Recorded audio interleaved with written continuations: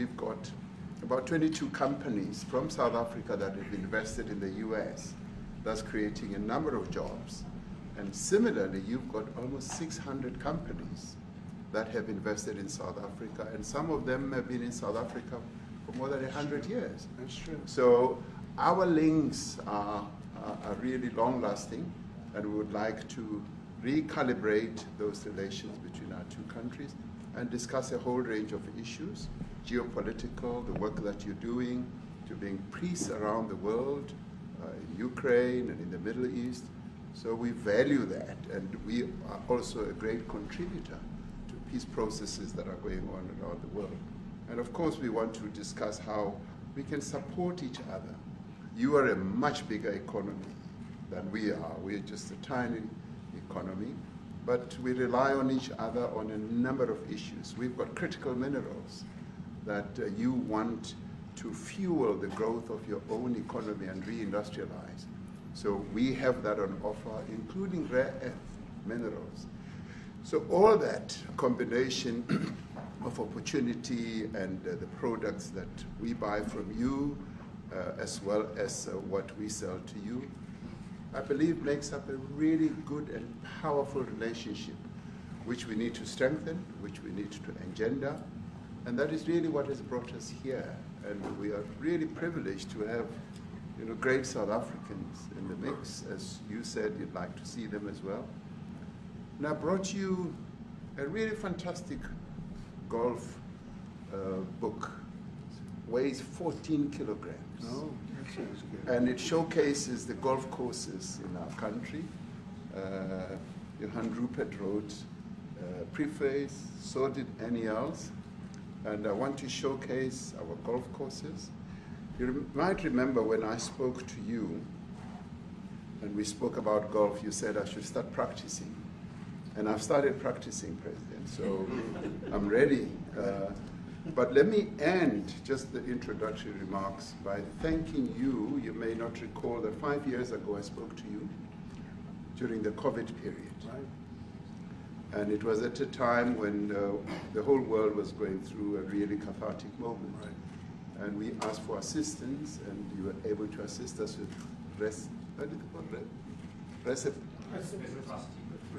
respirators, respirators, and you kept to your word, and you delivered respirators to us. We didn't have as many in our country, and it really helped to help us deal with COVID. So I'm here also to say thank you and to thank the people of America for having helped us during a really difficult time. Being the small economy that we are, we needed help from around the world. And you were there to provide that. So thank you very much. I remember the call. Yeah. We sent 150 respirators. We became the respirator king. We started making them. Nobody had them. We had very few of them. That's right. But they were very helpful. But we sent 150, and I appreciated the letter. You wrote me a letter. That's right. Yeah. Thank you. Well, I appreciate that very much. Thank you very much for that. It really touched my heart after I spoke to you, and you delivered. So, great honor. Thank you very much indeed. Yeah. Any questions, please? Mr. President, you welcome white Afrikaner refugees here. Can you explain to Americans why it's appropriate to welcome white Afrikaners here when other refugees like Afghans, Venezuelans, Haitians have all had their protected status revoked? Well, this is a group, NBC, that is truly fake news. They ask a lot of questions in a very pointed way. They're not questions, they're statements. We've had tremendous complaints about Africa, about other countries too, from people. They say there's a lot of bad things going on in Africa, and that's what we're going to be discussing today. When you say we don't take others, all you have to do is take a look at the southern border. We let 21 million people come through our border, totally unchecked, totally unvetted. They came from all over the world. In many cases, they're criminals. They come from prisons. They come from mental institutions. They come from street gangs. They're drug dealers. So don't say that we didn't take them. We take them. We're trying to get them out as fast as we can. And we're doing record business on that. And we just won a big case where we're allowed to send back hundreds of criminals to Venezuela. Just won that today in the Supreme Court. I'm happy to hear. But we do have a lot of A lot of people are very concerned with regard to South Africa, and that's really the purpose of the meeting, and we'll see how that turns out. But we have many people that feel they're being persecuted, and they're coming to the United States. So we take from many locations if we feel there's persecution or genocide going on. And we had a lot of people. I must tell you, Mr. President, we have had a tremendous number of people, especially since they've seen this. Generally, they're white farmers, and they're fleeing South Africa, and it's a very sad thing to see. But I hope we can have an explanation of that, because I know you don't want that. It's a kind of a different meeting. Normally we have meetings, we talk about trade, and we'll be talking about trade and other things. But that certainly will be a subject that comes up. Yeah. Yes, please. Brian? Thank you very much. I'd like to get your thoughts on Leticia James, Director Polte. According to him, Leticia James says that the alleged mortgage fraud was simply a mistake. I want to get your thoughts on that. She put down that her father was her husband in order, and this is very similar to, I guess, the false attacks they had on you. Well, I don't know what it is currently, but Leticia James, who's the Attorney General of New York State, it seemed, I'm not involved in that at all. I know it's being handled by various groups, I guess, but it's major fraud, mortgage documents, and fraudulent everything. Yeah, I think she said the father was her husband, which she had to have a husband, or so she chose her father, and she put it down. And she had didn't she sign in Virginia? Yet she said she lived in Virginia. Yet she's the New York State Attorney General. She did that for tax reasons, so she could take advantage of taxes. And she had the wrong number of units. She had a much different number, which wouldn't have allowed her to qualify and scam the government. So I don't know. I think she's very bad for New York, but I really don't know too much about it. But I appreciate the question. Yes, thank you very much. Yes, yes. Mr. President, what's the for you to be convinced that there's no genocide? Please. Thank you, Mr. President.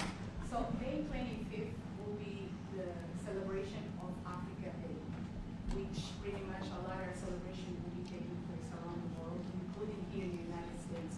What is your message to the entire African continent, African people in this important occasion? Well, I want to see peace, and I want to see happiness. I want to see health, and you have incredible land. There's tremendous value. A lot of countries don't have that value in the land, the value you have. We have a situation, I think you probably heard about it. We've done, through some very talented people, helped settle a war that's been raging for years, Rwanda and the Congo. And I think we've done it. Believe it or not, I think we've done it. And could you just say a few words about that, my friend? Yes. A couple of weeks ago, the two parties signed a declaration of principles in which they've agreed on the way forward. And they have both submitted draft peace agreements, and we have put together one that incorporates both of their suggestions, and we've given it to them. So we're in the process of finalizing this Looking peace good, agreement. right? Looking very good. No, we have to thank you for even those efforts, because the African continent, particularly SADC, our Southern African Development Community, has for years been seeking to foster peace in the Democratic Republic of the Congo. So all efforts, including those from outside the continent and inside the continent, are really worthwhile. We are removing our troops from there so that peace can then prevail in that whole area. And we hope that with the support of the international community, we will really have peace in that area. It's so vital, it's so important for the whole region. Well, we sent our people there, and I think we did a very good job, as headed by my friend, and that was great. That was great. I mean, I'm just hearing phenomenal reports, because all I'm hearing is death, and they're chopping heads off, and it's horrible over there. And it was really brave of you to go there, and I really appreciate it. And it looks like we have something very, very substantial. We also talked about trade with them in terms of rare earth and all, but really more for it's like if you take a look at what we just did with Pakistan and India, we settled that whole thing, and I think I settled it through trade. We're doing a big deal with India, we're doing a big deal with Pakistan, and they said, what are you guys doing? You know, somebody had to be the last one to shoot. But the shooting was getting worse and worse, bigger and bigger, deeper and deeper into the countries. And we spoke to them, and I think you know, I hate to say we got it settled, and then 2 days later, something happens, and they say it's Trump's fault. But Pakistan has got some excellent people and some really good, great leader. And India is my friend, Modi. Modi? And he's a mutual friend? Yeah, Yes. he's a great guy. And I called them both, and we just did something good. We're trying to settle Russia, Ukraine. We spoke with President Putin for 2.5 hours the day before yesterday. I think we made a lot of progress, but that's a bloodbath. 5,000 people are being killed a week, 5,000 soldiers a week, not including people in cities and towns that are also being killed. So we're trying to help. And it doesn't affect us. It's not our people, it's not our soldiers, it's Ukraine and it's Russia, but if we can save 5,000 souls, we'll do it. You know, we're pretty good at it. But that's a bad situation. That is a really bad situation. Well, you'd recall when President Zelensky was coming to South Africa, that's when I spoke to you. That's right. We both agreed that we need to push the peace message so that there can really be peace. And we've been involved in the Ukraine-Russia conflict for quite a while. So my Minister of State Security here, we've been dealing with them, the exchange of children who were taken away, going through names and addresses and all that. So we've been invested in that whole process as well. And the moves that you're making are fully supported by us because we would like to see the end of that war. That's true. I called Zelensky and they said, he's in South Africa. I said, what the hell is he doing in South Africa? He was talking to us. We got this big. I said, that's a strange one. I said, what are you doing in South Africa? Yes. That's a strange one. He's trying to make peace. Or we're taking him. You know, we were lucky because we had the great Nelson Mandela who taught us how to create peace, to make peace. So we were imparting some of those lessons to him, some of those learnings, and I specifically mentioned to him that this is how Nelson Mandela taught us that when you want to have a peace in a country, do it on an unconditional basis and sit down and talk. And that's precisely what I'm sure he's going to heed. Well, we're going to see what happens with that one. It's there's a lot of hatred. Yeah. There's a lot of death. It's a bloodbath. It is. I get the unfortunately. I get the satellite pictures of that field, of that killing field. You never saw anything like it in your life. It's horrible. It's a horrible thing that goes on, but I think we've made big progress. Yeah, please, go ahead. Thank you, Mr. President. No, not you. Right here. He's from South Africa. Go ahead, please. What are you expecting on the ICJ case? Are you expecting South Africa to drop that? Is that what you're trying to do? On which case? The ICJ The International case Criminal Justice. International Criminal Court.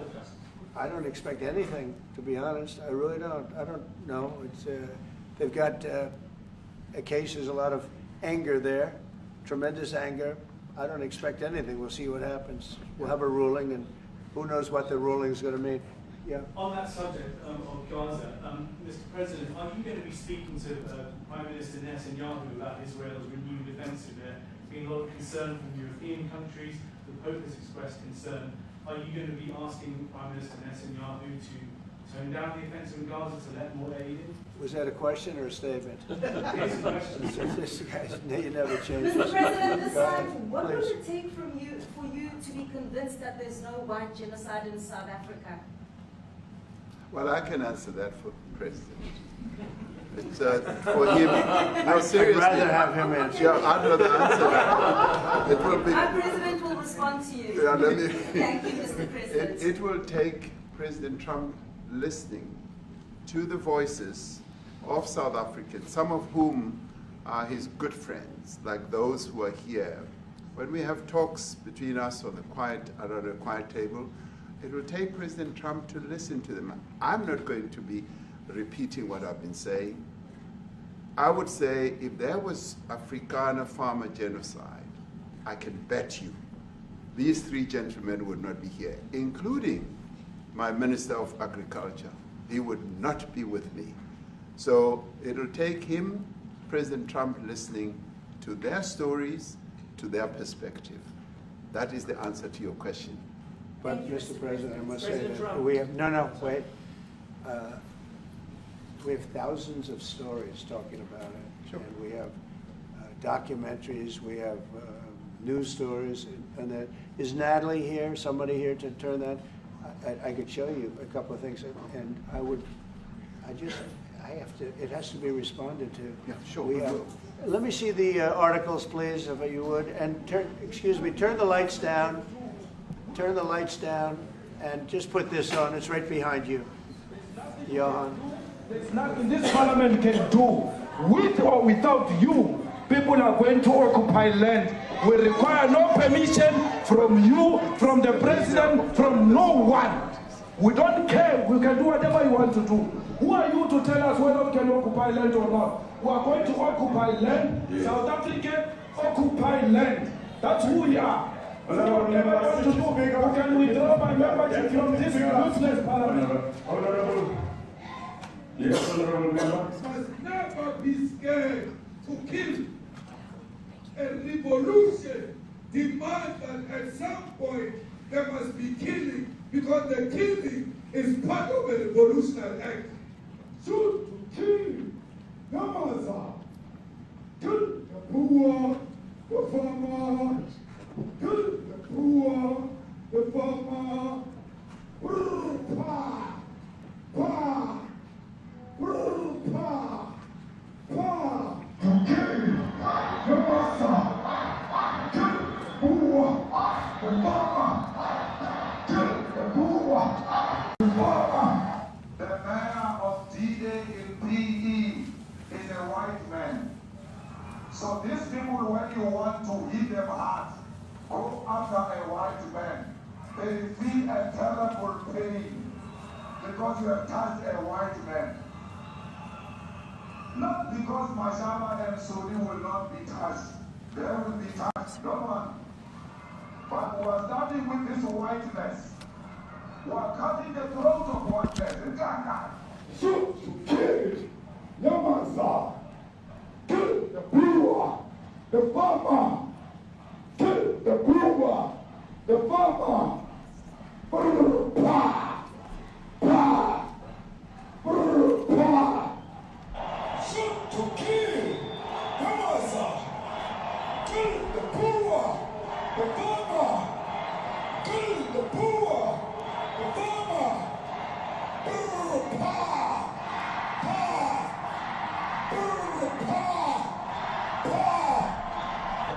I don't know what's going to happen in the future. I'm saying to you, we have not called for the killing of white people, at least for now. I can't guarantee the future. Yeah, but I mean, you'd understand somebody watching that, especially as it gets shared on Twitter. They freak out. It sounds like a genocide on Twitter.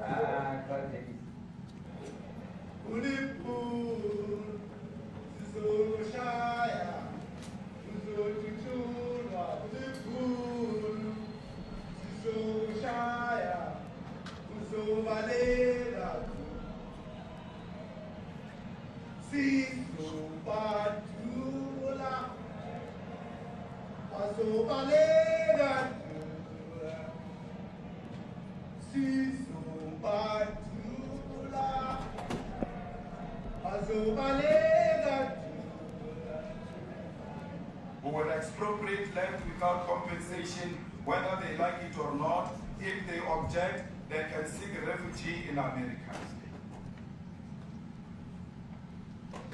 Now this is very bad. These are burial sites right here.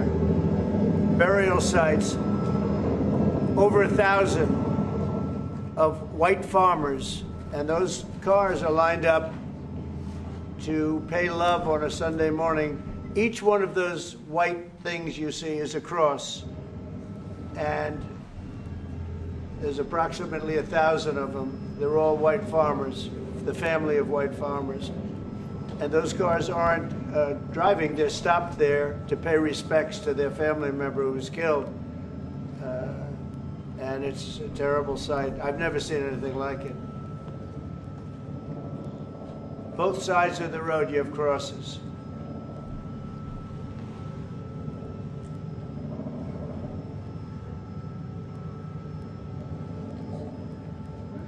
Those people were all killed.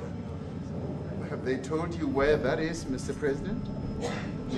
No, I'd like to know where that is, because this I've never seen. But, okay. I mean, it's in South Africa, that's where. We need to find out.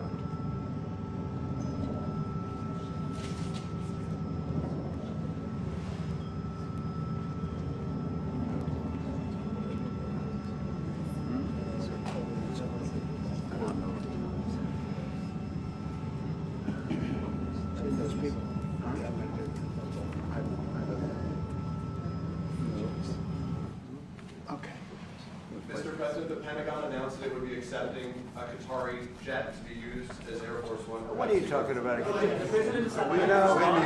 are you talking about? You know, you gotta get out of here. What does this have to do with the Qatari jet? They're giving the United States Air Force a jet, okay? And it's a great thing.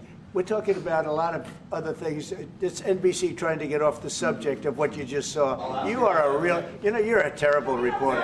Number one, you don't have what it takes to be a reporter. You're not smart enough. But for you to go into a subject about a jet that was given to the United States Air Force, which is a very nice thing, they also gave $5.1 trillion worth of investment in addition to the jet. Go back, you ought to go back to your studio at NBC, because Brian Roberts and the people that run that place, they ought to be investigated. They are so terrible the way you run that network, and you're a disgrace. No more questions from you. Go ahead. Go ahead, talk about that. His name is Peter something. He's a terrible reporter. Quiet, quiet, quiet. Let's go. Thank you so much. President Trump, and a disaster from EMCA in South Africa. Thank you very much. Thank you very much, Steve. What would you like President Ramaphosa to do about the situation that we've just seen on the screen? I don't know. Look, these are articles over the last few days. Death of people. Death, death, death, horrible death. Death, I don't know. To pick anyone, white South Africans are fleeing because of the violence and racist laws. And this is all, I mean, I'll give these to you. So when you say, what would I like to do? I don't know what to do. Look at this. White South African couples say that they were attacked violently. And, President Trump, when will you go and see for yourself if it is indeed true? well, I could do that. Look, here's burial sites all over the place. These are all white farmers that are being buried. And he asks about a jet that was given. You ought to be ashamed of yourself. You know, you are so bad. You're such a bad reporter.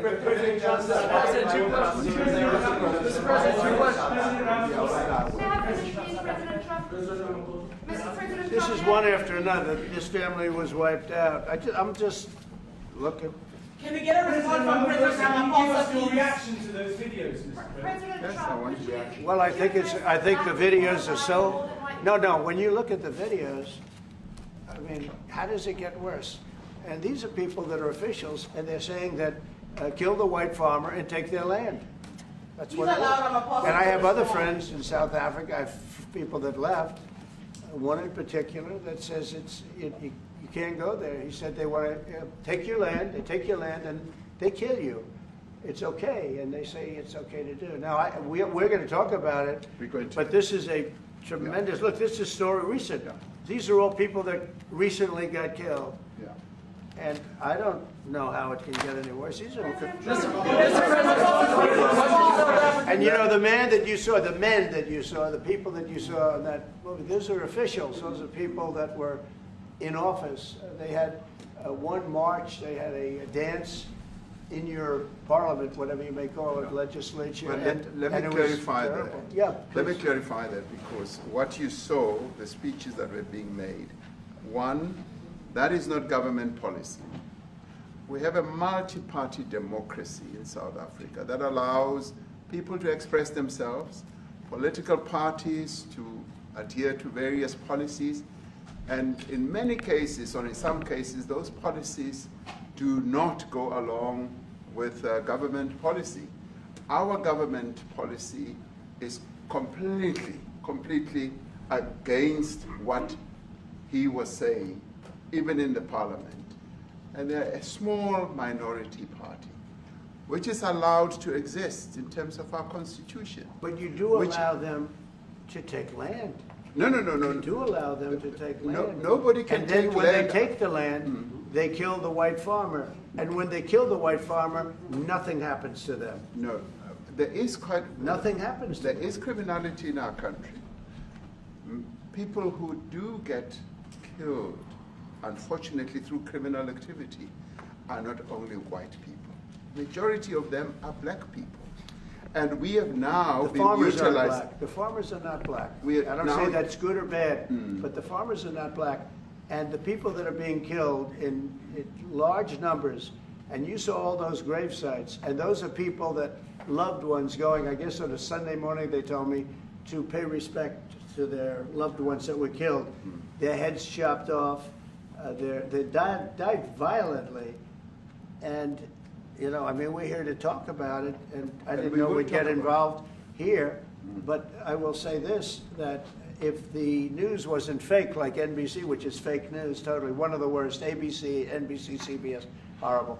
But if they weren't fake news like this jerk that we have here, if we had real reporters, they'd be covering it. But the fake news in this country doesn't talk about that. They don't want to talk about it, but now they have to talk about it. But they won't. This won't even be a subject. They'll have him talking about why did a country give a free, think of this, why did a country give an airplane to the United States Air Force? Okay, the United States, not to me, to the United States Air Force, so they could help us out, because we need an Air Force One until that's Air Force One, it's being built, 2 of them being built. But Boeing's a little bit late, unfortunately. So why did they give us a plane to the United States Air Force? That's what that idiot talks about after viewing a thing where thousands of people are dead. I'm sorry, I don't have a plane to give you. I wish you did. I'd take it. I would take it. If your country offered the United States Air Force a plane, I would take it. Okay. But coming back to this issue, which I really would like us to talk about, and talk about it very calmly. We were taught by Nelson Mandela that whenever there are problems, people need to sit down around a table and talk about them. Well, there are problems. And this is precisely what we would also like to talk about, including, of course, trade matters, investment matters. So the issues that concern you as the United States. Those are all recent. Those are all deaths. Yeah, in many ways, I mean, one should say you are a partner of South Africa, and you are raising concerns, and these are concerns that we are willing to talk to you about. Let me just add quickly, you know, the criminality that we are experiencing in our country needs quite a lot of technological capability. And in one of our areas in South Africa, we're using US technology, which is able to, in many ways, identify where shootings are happening and all that. And I'd like to talk about that, because there is support that we can get from you as the United States to help us deal with all these acts of criminality. And that is what I believe partnership is all about. And we are here as a partner so that we can help each other whenever there are challenges. So I'd like us to discuss it, and of course outside of the media, so that we sit down and have a really good discussion that will lead to good outcomes. Are there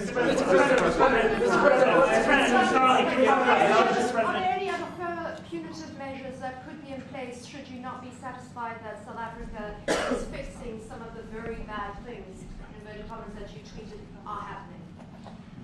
Well, there are a lot of bad things happening in many countries, but this in particular has been very, very bad, very bad. And because of we're going to have the whole world watching in another short period of time because you have the G20, and that's a big deal. And it seems like, I mean, I want you to look good. I don't want you to look bad. Very good. But we have hundreds of people, thousands of people trying to come into our country because they feel they're going to be killed and their land is going to be confiscated.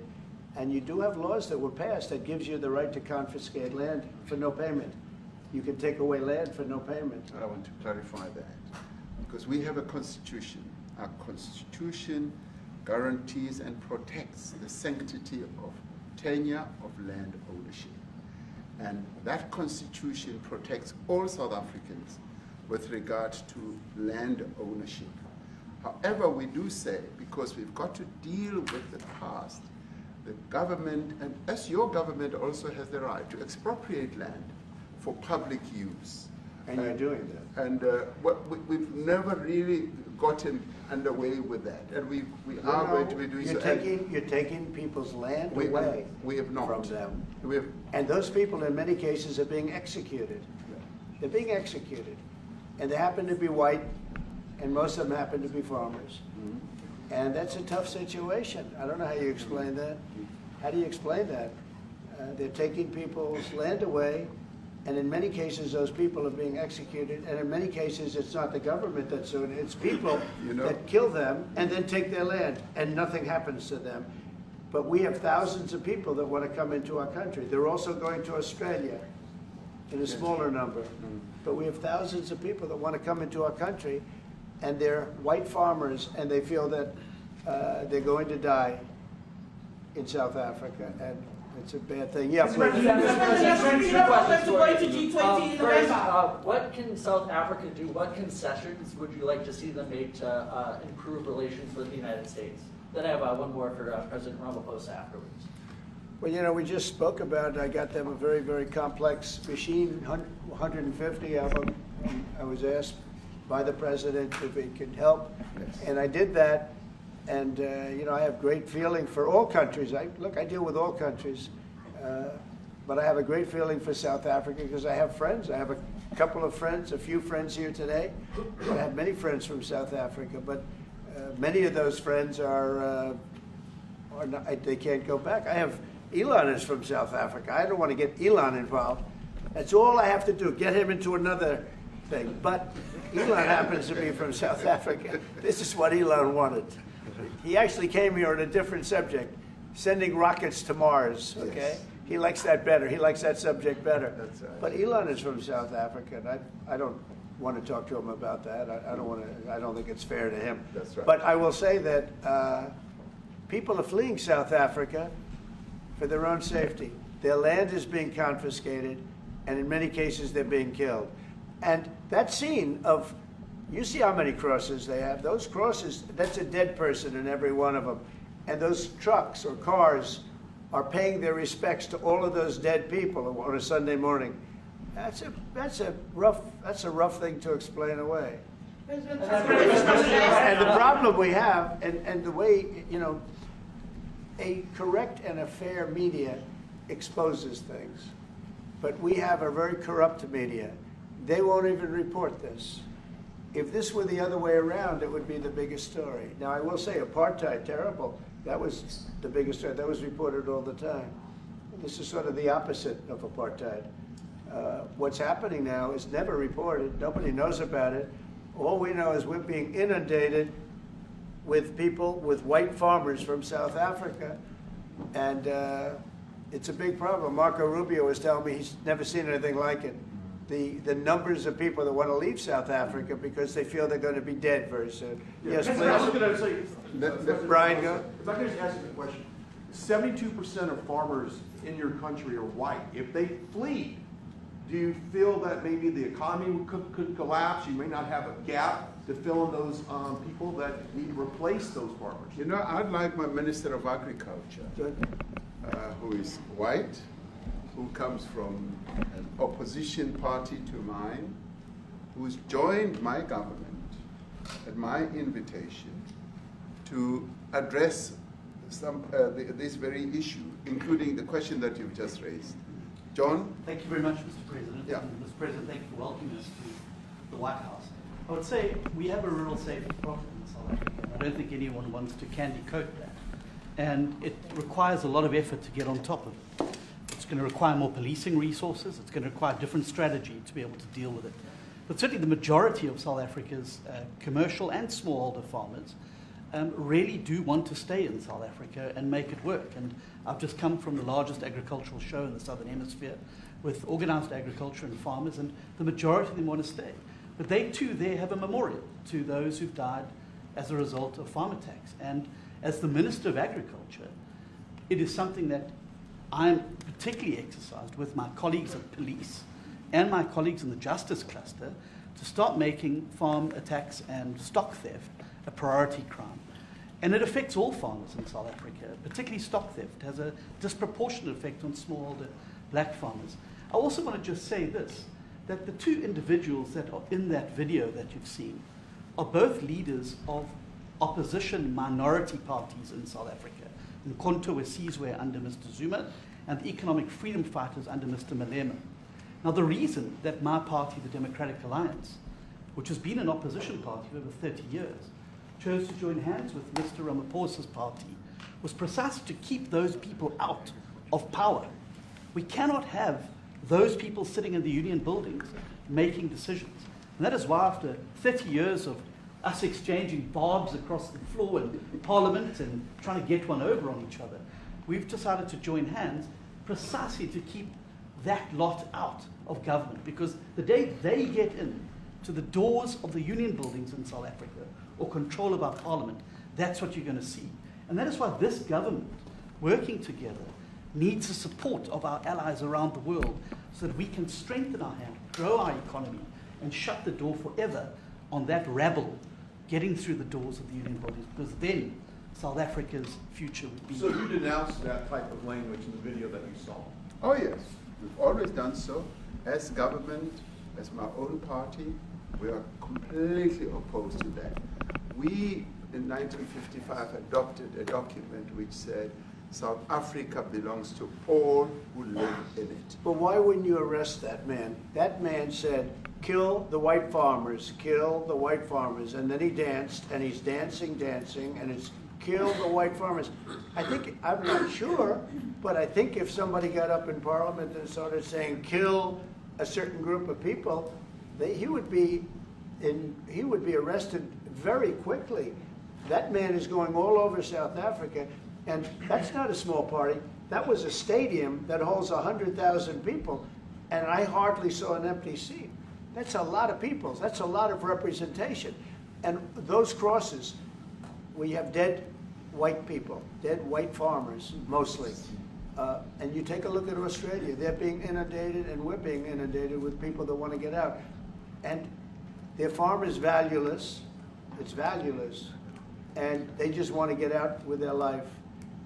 And this is a very serious situation.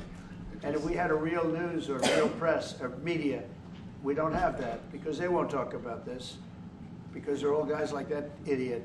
But if we had a real press, it would be exposed. And you know, the beauty of exposing it is it's like a cleansing action. When it gets exposed, it'll get fixed. That's when it'll get fixed. But people don't talk about it. And I'll tell you who's talking about the thousands of people that are fleeing South Africa right now. We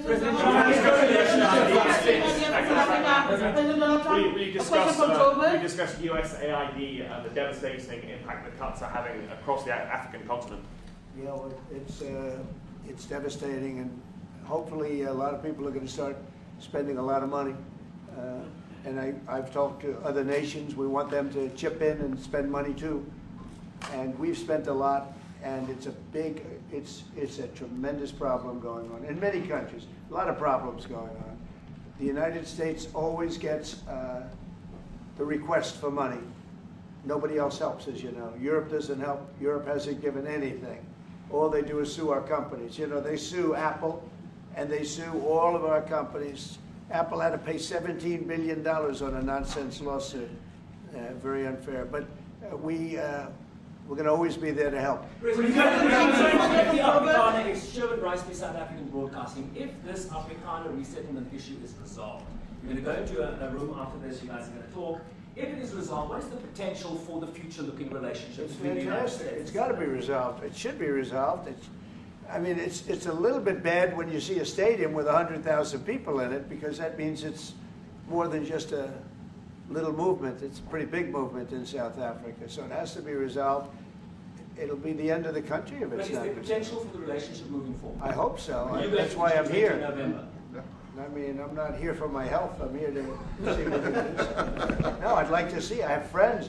I can tell you, Ernie Els and Retief Goosen, they feel so strongly they wanted to be here on behalf of South Africa, not on behalf of me. And, you know, they said, can we be here for this? Because they love the country. Ernie, do you guys want to say a couple of words? I hate to put you in this. This is tougher than sinking a 3-footer. They have, and they've sank many 3-footers. Thank you, Mr. President, and thanks for the honor of being here. We've known each other a long time. We have spoken. You know, we're proud South Africans. I still have my South African passport. You know, we travel with this passport, you know, and I got my visa here. So, you know, but we want to see things get better in our home country. That's the bottom line. It's been 35 years since the transition. President Ramaphosa was right in the middle of the transition time in 1990 and before that. So it's been 35 years of ANC government. And I know there's a lot of anger, you know, through the transition. There was also a lot of stuff happening in the apartheid days. You know, we grew up in the apartheid era. But I don't think two wrongs makes a right. You know, President Mandela, when he came out of prison for all that time, didn't come out with hatred, you know, and really unified our nation through sport. You know, we won the Rugby World Cup in '95. 4 times. We won the African Nations Cup, soccer. You know, we won some majors as golfers and so forth. So what I'm trying to say is, you know, this has been a long time coming. That's why we really wanted to meet you, meet the administration, and see our way forward, because we still want to see our country flourish. You know, we've got some great things going on. Business is getting involved with government. Farmers are getting involved in local municipalities, trying to rebuild some of the infrastructure that's been decaying for a long time. So there's a lot of coexistence going on and help from a lot of areas. But I feel we need the US to push this thing through. We've got a great ally if we can have the US. It's always been an ally of South Africa for a very long time. Even in the days of the war, you know, up in Angola, you know, you guys helped us. So very important for us to have your support and you know, get the change we need. Where did you do that well? You might have done that even better than he plays golf, which is almost impossible. Johan, please. Sorry, Mr. President, if you had to wind all of those places properly, you will see I'm the biggest target of that rabble-rouser. Number one for over 10 years, Mr. Malema. In fact, the first time I met him, he was in the youth league with that gentleman, and look how he's changed. Right. We have too many deaths, but it's across the board. It's not only white farmers, it's across the board. And we need technological help. We need Starlink at every little police station. We need drones. I actually got drones donated for the peace parks to stop elephant and rhino poaching. And his predecessor stopped the importation because he said the United States would spy on us. I mean, US basics, the ridicule. So if you can help us. Remember, sir, you and I lived in New York in the 70s. We never thought New York could be what it became. 2 commissioners, a tough mayor. We need your help to stop this awful killing. But it's across the board. Ernie is right now building a house in George. I'm building 3 cottages for my grandchildren on a farm outside Grafrenet. I often go to bed without locking the door. And we have a serious problem with illegal aliens who stream across the border. And if you really look at our statistics, a lot of these murders, firstly, it's unemployment and illegal aliens. And then I met Vice President Bartz many years ago, the Charlie Rose show. My wife loved the book. And she reminded me this morning that you emphasized the devastation that occurs when big companies leave towns and cities, and there's a culture of dependency that develops. And I remember you discussing it. Now that's our problem. If we don't get our economy to grow, the culture of dependency and the lawlessness will increase. I've been against apartheid all my life, and I'm their #1 target. Please just Google my name and Malema. You'll see it, sir. He marched on the farm. But the crime is bad. The crime is terrible, sir, but Mr. Steenhuisen won't admit to it, but he runs the Western Cape, where I live. And the biggest murder rate is in the Cape Flats. Gangs. We've got gang warfare. Like your M33, whatever these guys. We've got equivalents there, but we need your help, sir. And we need Elon technology. Well, one of the real areas of support is really in investments. We've got to grow our economy, because through growing the economy, we're then able to create more jobs. Because crime really thrives where there is inequality and unemployment. And that is one of the reasons that has brought us here, to improve our investment relations, our trade relations, so that we can preserve the number of jobs that your companies have created in South Africa. By virtue of what we export to you, we are able to create up to 500,000 jobs in the auto industry, in the agricultural industry, and a number of other industries, mining, where we export things to you.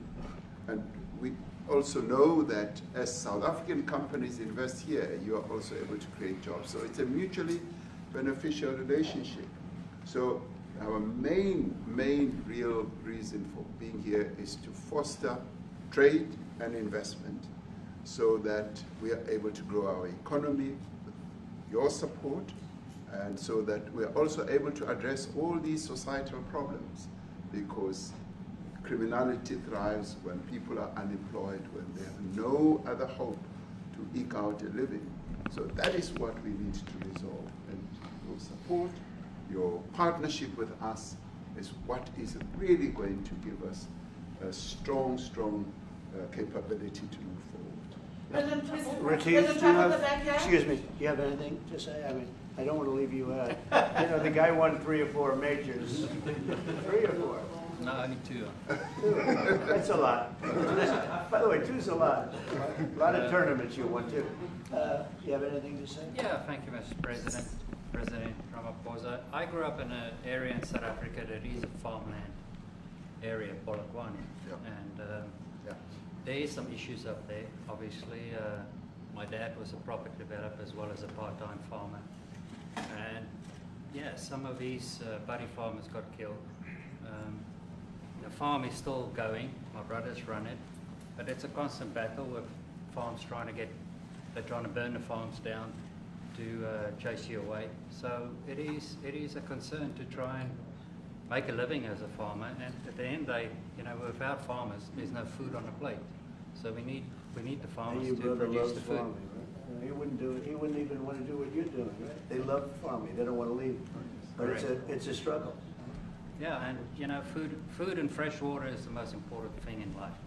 Without those two things you can't survive. How is the water there? The water is great, obviously. All the water comes out of the borehole, out of ground for us down there. But yeah, it is a battle to get the water out sometimes when all the equipment gets stolen all the time that you're trying to get the water out. So does your family and your brother, do they feel safe on the farm? They live behind electric fences, try and be at night safe. But it is constant whenever you leave that something could happen. And there's nowhere to live. Both of them has been attacked in their houses. My mom's been attacked in her house when she was 80. So it is difficult. But the guys live a great life despite everything going on. Something. President Trump, I've brought along the president of the largest trade union in our country, Ziggy Solosi, because she leads many, many workers, more than 1 million, 2 million workers, and maybe we should give her a chance to say something because she's come all the way to join us. Thank you very much, Mr. President Trump, for having us, and President for extending the invitation to us as organized labor. And I must say that we are here to support the initiative that has been made by our government with business, of course, as organized labor. We've been coming to Washington on the AGOA trade relations in the previous regime, and I think at the center of it all, for me, it is exactly what Mr. Rupert has said, the importance of us growing the economy. We have always emphasized when we were here and kept on coming and negotiating on AGOA that the 600 US companies that are based in South Africa, as you said, President Ramaphosa, 500,000 jobs will be wiped out. We need more foreign direct investment in our country. We are not just talking about those that will lose employment, but we are talking about over 40% of people that are unemployed, that have no hope of ever finding a job. And we think that, correctly, as they have said, that we need to deal with the issue of porous borders in our country, so that everyone that comes in is documented. We also need to, and I would have thought that the minister would address the issue of land expropriation and how the policy works in South Africa. Recently, President, as you were preparing to come here on the news, in, I think it was in Natal, there was a handover of farms.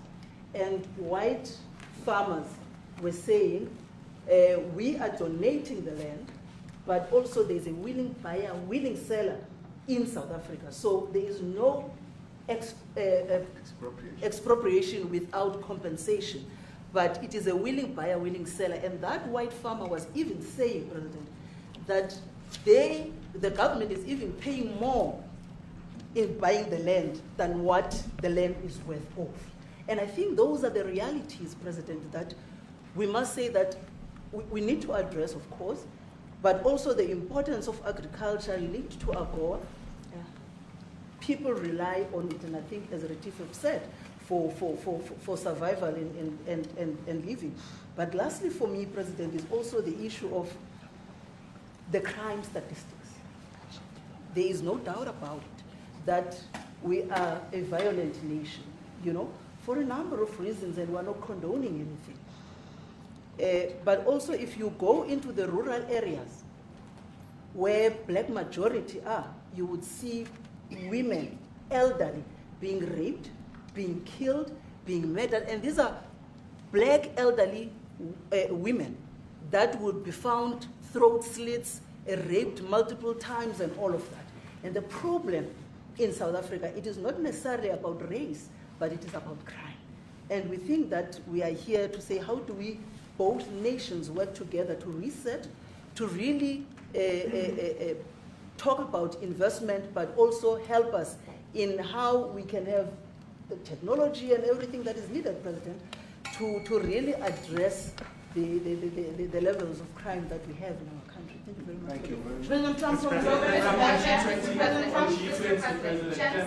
Genocide is a very strong word. I'm wondering if you've made up your mind as to whether you believe genocide is occurring in South Africa, or you still have doubts, and if you have made up your mind, why invite President Ramaphosa here today?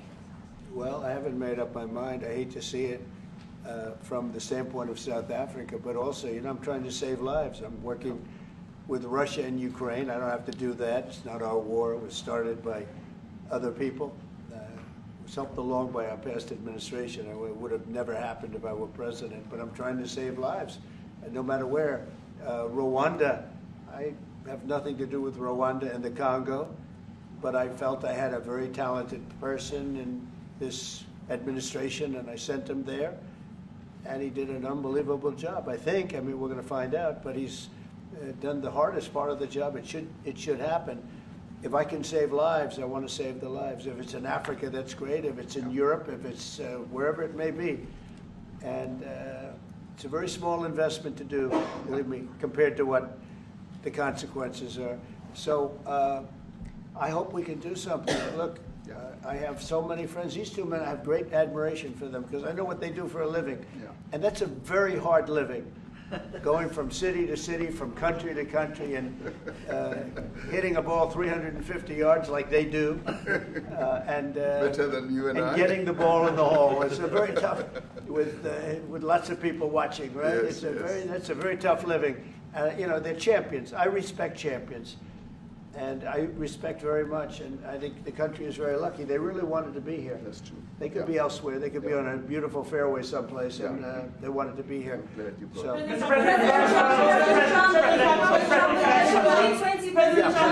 name is Yanda Mwobo from Newsroom Africa in South Africa. Good. How important is it for the United States to be at our G20 summit in November, given the relationship between our two countries? You just heard what has been said to you just now.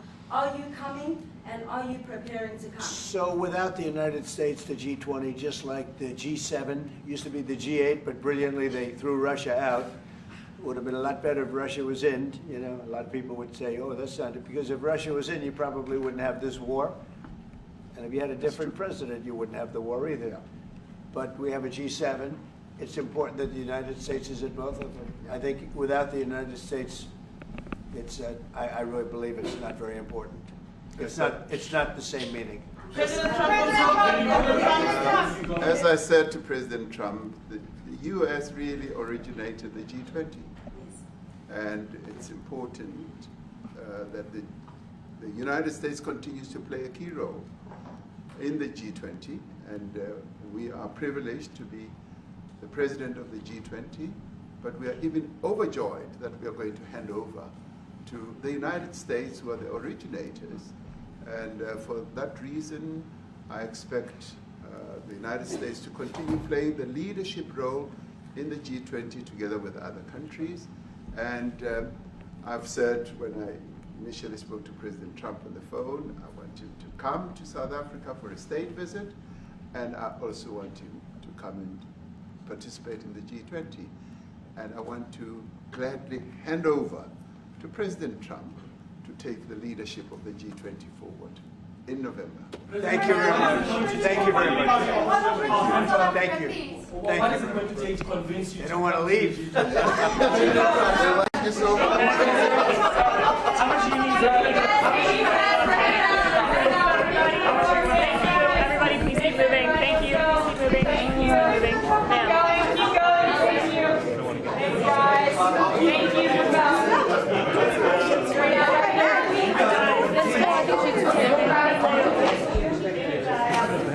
Outside? Oh, we didn't bring them in. Oh.